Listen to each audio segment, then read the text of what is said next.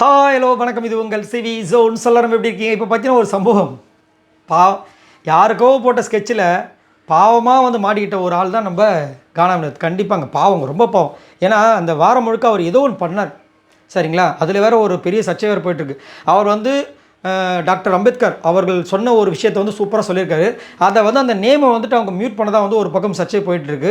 இது எங்கே போய் முடிய போதில்லை. ஏன்னா நிறைய நேரங்கள் இந்த மாதிரி ஒரு சில விஷயங்கள் வந்துட்டு ஒளிபரப்பு பண்ணும்போது மியூட் பண்ணுறதை நம்ம பார்த்துட்டு தான் இருக்கோம். ஏன் அதை பண்ணுறாங்க தொடர்ச்சியாக? அதே மாதிரி கடவுள் சம்மந்தப்பட்ட விஷயங்களையும் அவங்க வந்துட்டு மறைக்கிறாங்க, ஏன்னு தெரியல. சரி, இது ஒரு பக்கம் ஒரு இஷ்யூவாக போயிட்டுருக்கு. இன்னொரு பக்கம் பார்த்தீங்கன்னா, செய்யாத ஒரு தப்புக்காக ஜெயிலில் தண்டனை அனுபவிக்கிறது எவ்வளோ கொடுமை. அதுலேயும் 200 மாலை கோக்கணும். அவரே பாவம் நொந்து போயிருக்காரு. இந்த அம்மா வராங்க கனி வந்து அப்படி ஜெயிலில் கம்பியை பிடிச்சிட்டு சிரிக்கிறாங்களாம். ஐயோ எம்மா தாயே, 4 அரை வேணால் செவில் அரைஞ்சிட்டு போயிடு, இந்த தயவு செஞ்சு சிரிக்கிறது இப்படி என்ன, thank you, I love you big boss, இதை பண்ணுற தயவு செஞ்சு பண்ணாதீங்கன்ற மாதிரி இருந்துச்சு. அங்கே வந்து சொல்கிறாங்க, யாருக்கோ போட்ட ஸ்கெட்சில் நீங்கள் வந்து மாட்டிக்கிட்டீங்களேன்னு. ஸ்கெட்சு போட்டது பிக் பாஸ் வேறு ஒருத்தருக்கு தான். அந்த ஸ்கெட்சை மாற்றி விட்டது யார்? நீங்கள் தானே. அழகாக வந்துட்டு அதை வேறு செஞ்சுட்டு இப்போது நம்மளுக்கெல்லாம் டவுட் எப்படி தெரியுங்களா? யதார்த்தமாக போட்டதில் வராது, அதை வேணும்ட்டு பதார்த்தமாக செஞ்சுருக்காங்க பற்றி அவங்க மேலே தான் வரும். அதை சொல்லும்போது தான் நம்மளுக்கு காண்டாகும்.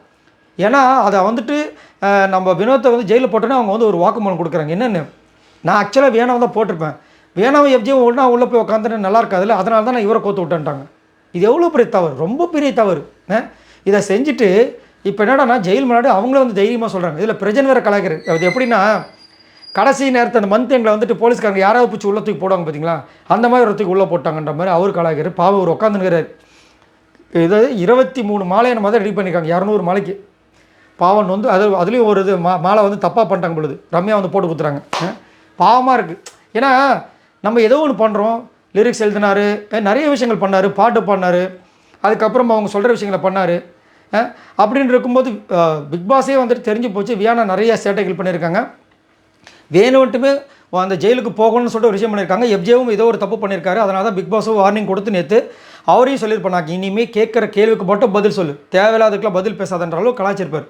அப்பா ஒரு அழகாக ஒரு விஷயத்தை பண்ணும்போது இவங்க நடுவில் சிவபூஜையில் கரண்டி போத்த மாதிரி தான் வந்துட்டேன், நான் மாற்றி விட்றேன் அப்படின்னு நம்ம பண்ணால் யாருக்காக இருந்தாலும் கோவம் வருமா வராது? அதை வேறு ரொம்ப வெளிப்படையாக சொல்கிறாங்க.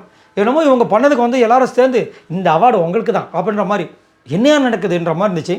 தயவு செஞ்சு விஜய் சேதுபதி அவர்களே, நீங்கள் வந்து விஜய் பார்வதியை கூட வந்து கலாச்சிக்குங்க, அது தப்பு தான், பட் இருந்தாலும் வழக்கம் போல் செஞ்சுக்கங்க. ஆனால் இந்த விஷயத்தை தயவு செஞ்சு கனியை கேளுங்க. ரொம்ப ஆட்டம் போட்டுட்ருக்காங்க. இதை பற்றி மறக்காமல் கீழே கமெண்ட்ஸ் பண்ணுங்கள். மறக்காமல் நம்மளோட சேனலை சப்போர்ட் பண்ணி பாருங்கள். பாய் நண்பர்களே.